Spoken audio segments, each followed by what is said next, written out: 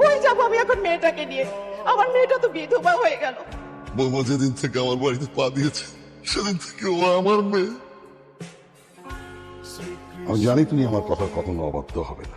বাবা হিসেবে আজকে তোকে একটা অনুরোধ করতে চাই, তুই ওকে বিয়ে করবি? কি বলছো সব? তোমার কি মাথা ঠিক আছে? বাবা উনি আমার ভাইয়ের ওয়াইফ, এটা ইম্পসিবল, সরি বাবা। আমি শুধু তোর কাছে জানতে চাচ্ছি তুই রাজি আছিস কিনা।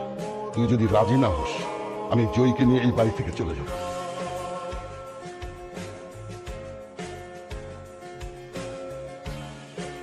আমি জানি আপনি আমাকে কোনোদিন ক্ষমা করতে পারবেন না।